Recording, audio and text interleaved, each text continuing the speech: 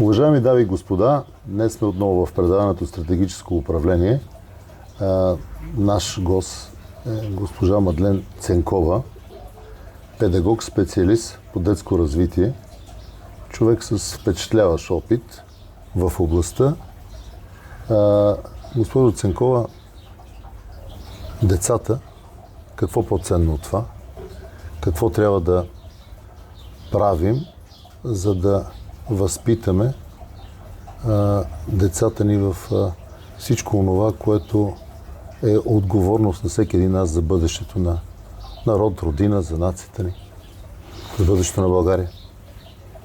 Вие казахте, първо здравейте на всички, вие казахте най-ценно. Ценно идва от ценност. И докато децата са ценност, винаги ще намираме верния тон, за да им помогнем от раждането им в тяхното развитие, защото човек се ражда съвършен сам по себе си, но в развитието на едно дете се включат много фактори и едно дете е най-важното нещо, което позволява на една вече осъществила се личност да се промени и тя. Истина е, че родителите не са вече същите хора от момента, в който станат родители. Защото преживявайки живота на детето си, те започват да променят собствения си живот. Започват бавно да прилепват към него, към личността им, към личността му на детето, собствените си разбирания, опит, понякога грешки. Твърде често. Никой не се е родил научен. Значи, за съжаление, съвременният свят, поне нашия, все по-малко деца се раждат в едно семейство и родителя няма време да се научи. А когато има повече деца, той опитва отново, поправя. Децата помежду си се учат много бързо, между другото. Второ, трето дете, родителят е далеч по-спокоен, когато го възпитава и отглежда, и децата помежду си също много, много поемат и приемат. И в тази връзка да обърнем внимание на факта, че сме в впечатляващ демографски срив. Дали не трябва да се поемат повече отговорности от страна на организации извън държавните институции за инициативи в тази област? Знаете ли, твърде много започнахме да разчитаме на някой да ни подбуди към нещо. Организации. Значи, не може да се промотира това по един твърде елементарен начин. Ако човек в развитието си е поел това, че да имаш дете е ценност, ти си бил дете, имаш братя, сестри, за теб е нормално и естествено да имаш деца. Да, криза, икономическа криза, света никога, егоизъм като че ли? Никога не му е било много лесно на света, но ако човек приеме, че децата са нещо важно за живота му, да дава живот, всъщност какво по-велико от това? Да се роди нов живот. Да създадеш бъдеще, реално. Да, то е твоето бъдеще и на него създаваш бъдеще. То е двупосочно е това. Тоест да създадеш ясен хоризонт. Да, да. Сега, хоризонта е нещо, което човек трябва да може да вдига очи. Вдигни очи. Когато си измеряваме живота си само по хоризонтала и се оглеждаме около себе си, само и гледаме колко ни е зле или пък колко ни е добре, защото да живееш в егоистичния си малък свят, това не е рай. Човек с ценностна система, това е една много обтекаема фраза сега напоследък, нали, какво са ценностите, трябва да има и връзка по вертикала. Тоест, ние измерваме къде сме, как. Координатната система на живота ни, нашия живот и това, което е стойността, непреходната, която е по вертикала. И така измерваме къде сме. Да, трудно Трябва да вдигаме повече очи, защото временните трудности не би следвало да променя човек. И усещането за някаква несигурност. Сега, никога не е било достатъчно съвременният сигурно. свят хората в съвременния свят са развития свят. Са много тревожни. Тая тревога започва от ранната възраст, ама как ще се роди, ама къде ще се роди.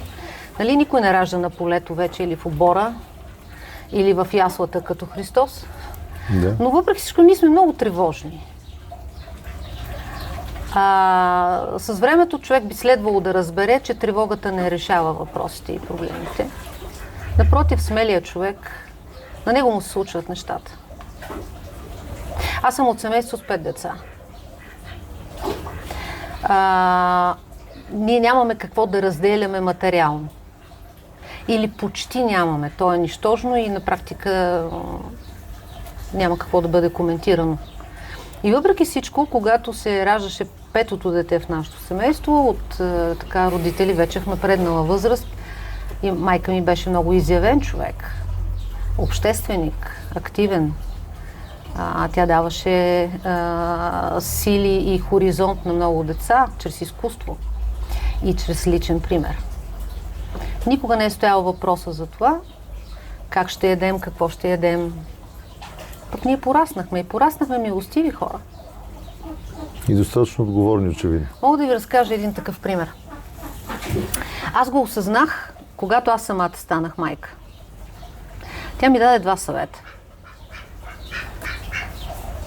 Първият съвет беше: обичай го като чуждо.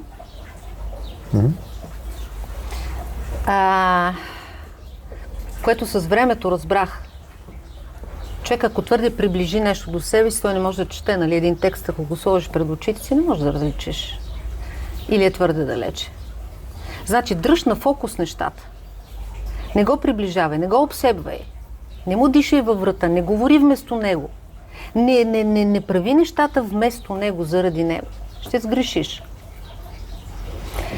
И това го проумях, мина време.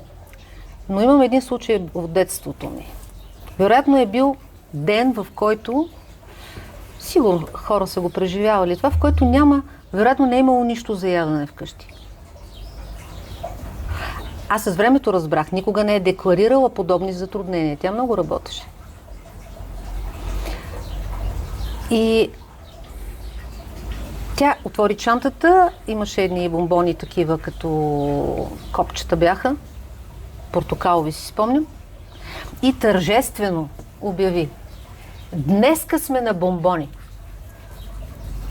В моето детско съзнание аз не помня, че вероятно сме били затруднени да хапнем нещо. Аз знам, че съм била наградена с бомбони. Не като децата, които изяж си супата, иначе няма бомбон. Не. Тя започна от десерта. Гениална жена беше. И този кураж го предаде на всички ни. Значи стигаме до понятието личния пример преди всичко. Задължителен е. Възпитанието е преди всичко личен пример. Точно така. И отговорност на всеки един към децата си. И към чуждите. Към онези, които са неговите, и естествено и към чуждите. Така че личен пример, задължително отговорност във всеки един момент. И се сещам за грешките, които се допускат през последните вече немалко години. Като че живеем не лошо в момента. Можем да си позволим наистина много. Да пътуваме. Всички обичат да пътуват. И да пътуваме. И като че ли в някои моменти аз оставам с усещането, че това нещо става един от основните ни приоритети. И вместо да петък, събота, неделя да си обърнем внимание на децата докъде са стигнали с училището, основният приоритет е да пътуваме до някъде. А през седмицата от понеделник до петък, като че ли е основното задължение учителя да си е свърши работата. А пък нашата работа е да ги заведем на развлечение. И тук стигам до момента, в който оставам с усещането, че важната работа като че трябва да ни я свърши някой друг. А ние да останем с отговорността да забавляваме децата си. А това нещо принципно не е възможно. Всеки трябва да си носи отговорността в цялата степен, в която трябва да я има и да даде всичко това, което трябва за децата си. Защото освен всичко ние им го дължим. Програма минимум до 18 години.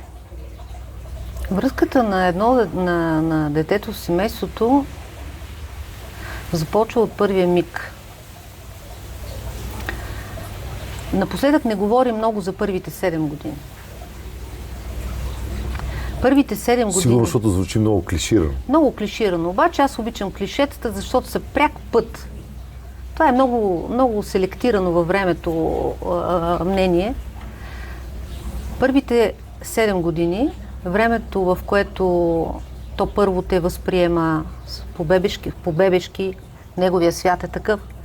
Когато той е прегръщан, т.е. имаме тактилност, имаше едно залитане, да ги отглеждаме като някои специалисти съветваха така, ама то да си плаче, остави го там да си плаче, то ти се глези. Не.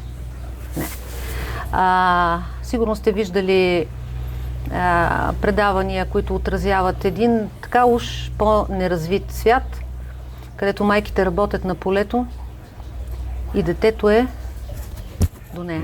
Или на гърба й, или отпред. Нашите баби, не обичам този израз, нашите баби и дядовци, аз самата вече съм в години, но да кажем предците ни, жените, когато са раждали на полето, действително, и се е налагало да бъдат там, въпреки че е имало режим, при който се е подпомагало. Там има едно разширено семейство, при което има няколко поколения живеят в една къща.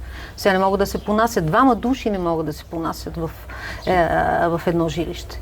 А тогава е трябвало да изградиш социални умения, при които да комуникираш с поне 3-4 поколения. Тогава и рано са раждали. Значи да имаш прабаба и прадядо в дома е нормално нещо. И този тип съперничество и егоизъм, той е бил коригиран много бързо. Отива снахата там и тя не забива знамето. И казва, аз съм тук, вие сте аут, аз съм майката, вие сте аут. Не. За да лежиш 40 дни да бъдеш лехуса, 40 дни лежи майката, това е физиологично време. Сега на втората седмица отиват на работа. Медиците знаят за какво става дума. То е и психично време да приемеш детето си. Понякога на някой това им е доста сложно. Не им остава време да го приемат достатъчно правилно. И то бива прехвърлено, изкуствено хранено, некърмено. Тук сега аз малко се разкъсвам да говоря и от към чисто физиологичната страна, колко е важно да бъдат кърмени децата. Нещо, което поета казва и първо мляко засукал. Това е коластрата. Това не е млякото още. И това е първия заселник в организма на детето и това е пробиотика, който после му позволява да се развива добре. Не става с изкуственото мляко. 40 дни я отглеждат и междувременно майката има криза на нейното самовъзприемане в този период. Могат да се случат много неща. Тогава бабата ще помогне, прабабата ще помогне, прадядото ще го гушне. Всеки отново преживява родителството си от позицията на зрелия човек, която е вече далеч по-уравновесена. Ето това липсва сега. Разширеното семейство. Сега тая урбанизация събра хората в едни панелки, в едни малки пространства, за да може да ги изплащаш, те са все по-малки, но това не ти пречи да чуваш съседите. И това е огромно напрежение, защото тия хора не могат да се сработят, те не могат да се оживят заедно. Те се ненавиждат. Твърде често не искат и да се познават. Така. И детето е дадено и първите 7 години, времето, в което то трябва да чува човешка реч, родителска реч, трябва да му се пее, трябва да му се говори. Не да му се даде телефона в ръката. Връзка така се осъществява.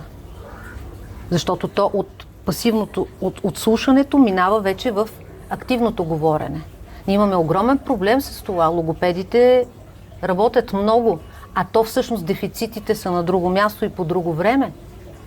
Ти поправяш една машина, след като си изпуснал времето, в което да заложиш в нея сила. И след това децата са после на ясли, детски градини. На практика детето е институционализирано от много ранна възраст, когато трябва да попива дом, реч, традиция, уважение към неговата личност, към останалите. Които трябва да възпроизведе и да дойдат след Точно него. така. И то ще бъде обучавано. Но обучение и възпитание са различни неща. Познавам хора, които нямат някаква квалификация сериозна, образователна, но които излъчваха мъдрост. Мъдрост от учебниците не винаги. Това е нещо много живо, което излъчваш и което придобиваш, срещайки се с такива. Дядо Добри дори нямаше духовна академия завършил човек. Той човек направи много повече, който събираше там. Всички го знаем. Аз се разплаках първи път, като го видях. Излъчването на тази милост, когато се срещам с родители и се налага и консултирам понякога, милост към децата ви. Ама не е необходимо на 3 годинки, ама можело да брои на английски до 10. И то трябва да може да мисли, защото, за съжаление, големи хора, говорещи на английски език, те и на английски говорят глупости. Тоест, ние трябва да го създадем човека, да му помогнем да се развие той самия. А той мислите си ще намери начин да ги преведе на друг език. Аз самата аз съм билингва.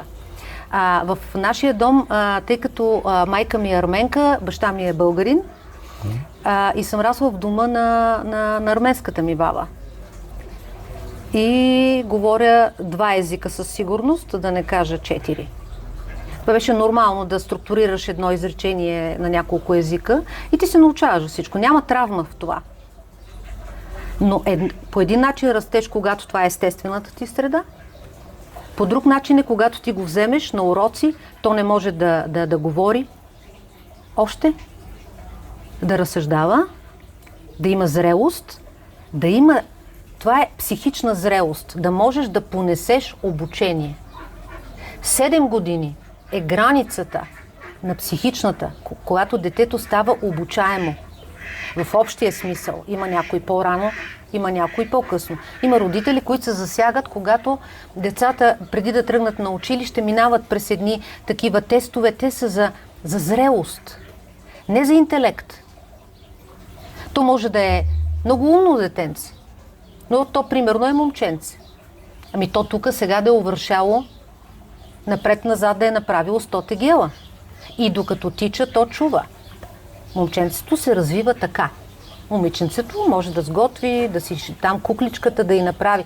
Тя чува и възприема по един начин, момченцето по друг начин. И е много нечестно, когато започнем да сравняваме децата, а те се развиват по различен начин. Ако сте баща на момче и на момиче, със сигурност и си припомните как е било, ще видите, че мъжкото дете по един начин. Баба ми казваше, мъжкото дете расте под камъче. На него му е нужно малко повече търпение с него, за да олегне, малко повече кураж, малко повече подкрепа. Момичето е като водата, то си намира път. Да. И сега като кажат това, което мен ме удивява, но наистина е необходимо, се оказва. Училище за родители. Това е базов инстинкт. Но когато нямаш опита на разширеното семейство, когато не си прегръщал братчето си или сестра си, когато бабата и дядо ти са били далече, когато не са дошли за да имало, кажат, няма да го повиеш така, няма да го облечеш така, няма да го изкъпеш така, така ще го направиш. Да, има и безумни опити и глупави съвети да се дават. Не говорим за това. Говорим за правилото. Или съседката, която е мъдра и която е била, примерно, на кошерката на селото. И дойде и даде съвет и даде подкрепа. Защото всеки млад родител трепери. Аз съм треперила. Да. Училище за родители. Училище за родители, то правим какви ли не училища, правим какви ли не програми, стратегии, но истината е тая, че... Бъдещия родител не е имал родители. Как ще стане родител? Той е имал по-скоро биологични. Моя близка, която е детски психиатър, тъй като професионално общуваме, и когато водеше едно обучение на колеги, им каза, 6-месечната възраст за едно бебе е късна възраст за осиновяване. Т.е. за приемане в семейство. 6-месечна възраст. Това човече започва, вече е късно да го вземеш и да го прегърнеш и да го социализираш, за да стане човек. Те и животните имат нужда от това. Какво остава за едно човешко същество? А оставено на тоя, на оня, на гледачки, защото кариерата аз също съм жена, имам своята кариера. 3 години си гледах детето. 3-та година тогава беше неплатена. Защото сметнах за по-важно да бъда там, когато расте. Вие казахте училище за родители. Нашето предаване е стратегическо управление. И си мисля дали във всичките тези години онова, което пропуснахме, е да дадем нужното внимание на това поколение, което днес вече са родители, и онези, които предстои да бъдат родители. Като че ли и киноиндустрията трябва да се замисли по темата. Не знам защо не го прави. Да се върнем малко по-назад във времената, в които... На посланията. На посланията, на клишетата. На добрите клишета. Да, разбира се. Сега... Това е сложен въпрос, но да кажем, че ще се опитам да поразсъждавам малко на глас. Говорихме за това, че децата даже не проговарят вече от гледане на анимационни филми или проговарят на чужди език. Посланията са много спорни в това, с което ни ангажираме вниманието, мислите и чувствата на децата си. Буквално днес съседката казва, детето оставили са и внучето за малко и то е казало, че се страхува. През нощта се е събудило, страхува се и така нататък. А казвам, какви филмчета гледа? Те тръгват със страх, да. Защо минаваме през възрастта, в която си разказваме едни такива страшни неща? И аз като дете си ги разказахме. Така, това е защото базисното ти чувство за защитеност, ти не се страхуваш да гледаш страха, защото ти самия си защитен.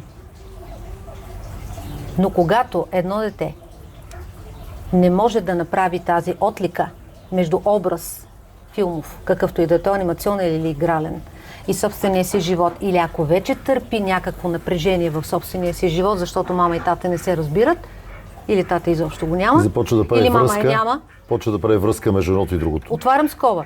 Много съвременни мъже си гледат децата сами. Аз съм впечатлена от това.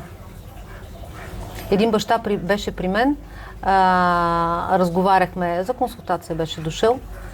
Той желаеше да си гледа детето и детето искаше той да го гледа. Уравновесен, много смислен човек. Случали се разни неща. Аз не коментирам това, но бащите поемат отговорност. Което е впечатляващо и според мен и задължително. Така или иначе, бащата трябва да си носи своята отговорност. 2 души участват, за да стане един човек. Не само в това минимум се 2, получи. казахме. Минимум 2. Да, за да стане то вече да се изгради като човек, даже 2 са малко, нужно е разширеното семейство. Нужно са съседите. Има една такава приказка, пак се връщам на това, на клишетата. За да стане от човека човек, едно село хора са нужни. Което означава, Там имаш пример за местния, примерно, не психично здрав, местната жена, която има какво си поведение. Всички модели, житейски, ти ги възприемаш отблизо. Тоест взимаш и доброто, Точно, и виждаш и лошото. Ти виждаш и участваш в това. Едно дете, което пак в селото, то се учи да среща живота и смъртта, даже преживявайки ги през общуването с животинките, които са вътре, които го обграждат. Това са едни такива опити за социализация и за зрелост. Когато гледаш това само по филмите, едно. И когато те достигне някаква тежка случка, те се оказват неготови, много травматични.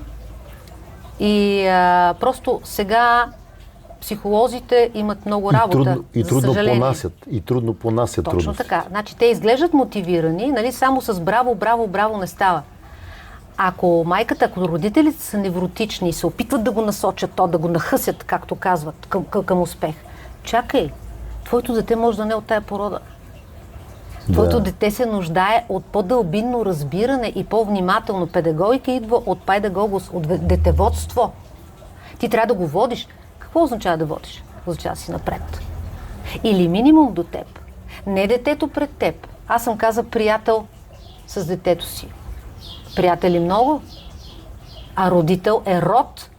Да, родител е един. Родител е друг. Точно. Объркването, дори терминологичните закачки всъщност объркват хората. И тъй като всички сега се образоват през интернет, само това искам да кажа, много е важно. Не се образовайте през интернет, уважаеми млади хора. Съветвайте се с специалисти. Да. Прочел нещо някъде. Такива травми се докарват само от това, чул някъде, прочел. Чакай. Всеки може да излезе и да говори каквото му дойде на ума. Кой носи отговорност обаче? Аз съм свикнала, нали започнахте с това, да нося отговорност за думите си и делата си. Истината е такава, че днес в интернет пространство ние се срещаме с много псевдоспециалисти в различни области.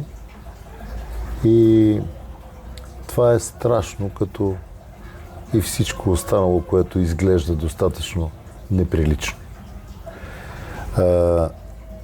Госпожо Ценкова, ние в годините така се опитваме да развием един модел, моделът ни.